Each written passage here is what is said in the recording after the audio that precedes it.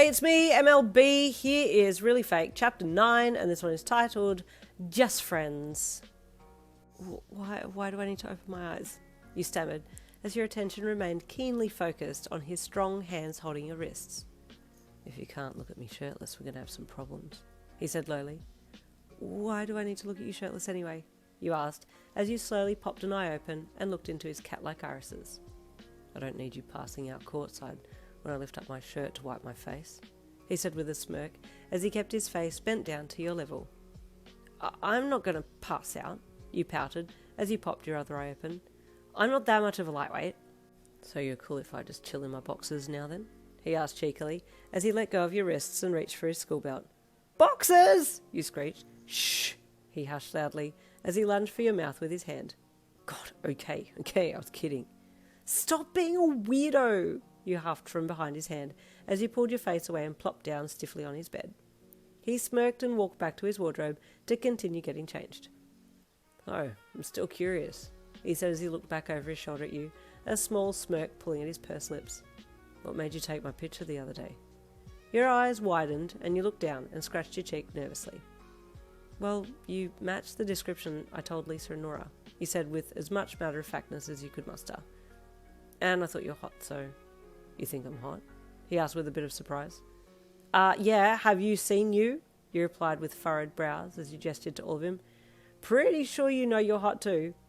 I'm not, but thanks, he replied with a small chuckle, a smirk pulling at his lips that went unnoticed by you. Well, what about you? Do you have a type? You asked bashfully as you looked away. I like girls with long hair, he replied frankly. Oh, he replied softly, heart rate increasing. Just a side note, if you have short hair, just forget this bit, or pretend that you have long hair, because it is actually canon that Kuroo likes girls with long hair, so that's why I put it. Why do you ask? He asked with a knowing smirk on his face, as he pulled his shirt on and ruffled his hair to maintain his signature look. No reason, he replied quickly, and then changed subjects. So, why am I here again? And don't say anything about the anal and the S&M thing, he added quickly. Oh, but that's exactly why you're here, isn't it? He jeered, as he turned and walked over to you, crawling up onto the end of the bed as his narrow, hazel-coloured eyes locked onto you. You shrank away, backing up the bed as he crawled closer. Don't even think about messing with me. I'll... Squeak like a mouse, he teased. Mice bite, you know, you warned, as he placed his hands either side of your legs. I'll gnaw you in the chest, you warned louder, as you cowered back on the bed. There's a lot of talk and not much action going on here, short stack, Kuroo teased, as he crawled all the way over you. Maybe you'd better start doing what you say you're going to do. You swallowed heavily, staring into his eyes. If you're not going to stand up for yourself, people are going to walk all over you, he added as he rolled off you and lay beside you on the bed, tucking his arms up behind his head and letting out a relaxed sigh. What is this, Life Lesson 101 with Kuroo Tetsuro? You asked with a playful snort. You can laugh all you want, but you know I'm right, Doormat-chan. Lisa and Nora walk all over you. You grunted and looked away. What music do you like? He asked. Really? Change subjects just like that? You deadpanned as you looked back at him. We're here to chill and get to know each other, right? He said as he rolled his head to the side to look at you. Unless you want to do anal. I'll take the more family-friendly alternative, thanks, you said loudly. He chuckled, the bed vibrating with his baritone voice. Later that night, when you had gotten back home, MF rang you. Yo, you said calmly as you answered the phone. Did you screw? She asked bluntly. You nearly dropped your phone. Oh my goodness! What is with you and Kuroo and thinking that I walk around with my legs open? This isn't a frickin' red light district. I'm not open for that kind of business, you said as you waved your arms around erratically. So what then? You two dating for reals now? She pressed. Man, I wish, but no. He's avoiding the topic altogether. Definitely seems like this is just going to be a straight-laced, fake dating situation, you said glumly as you flopped down on your bed. You never know, MF sung promisingly. Those kinds of happy endings only happen in fanfiction, you replied bluntly.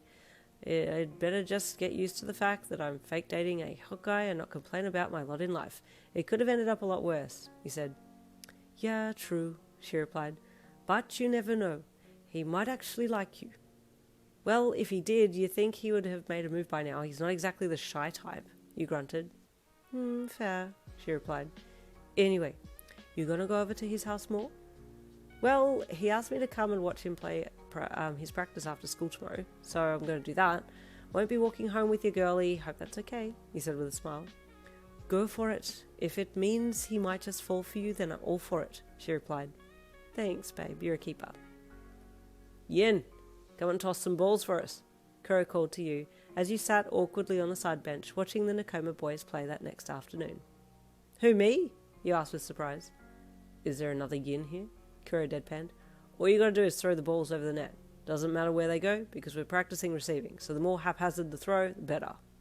Yeah, thanks for the snide comment, boyfriend, he retorted as he got up and walked over to the ball cart, grabbing a ball out and lobbing it over the net towards Kuroo's head. It's like a bunny's throwing cotton balls at me, he teased as he poked his tongue out a little, grabbing the volleyball mid-air with one hand. Yu pouted with faux annoyance and then grabbed another ball and turned around, ready to throw. You pegged it over the net, and one of the teammate members dived for it, setting it up in the air for Kuroo to spike it. Seeing that you were in his firing line, you quickly ran off court to get away, the ball whizzing past you, narrowly missing your hip. Almost, Kuroo teased. He's so flippin' cheeky. Stay tuned for chapter 10 coming tomorrow. I'll see you then.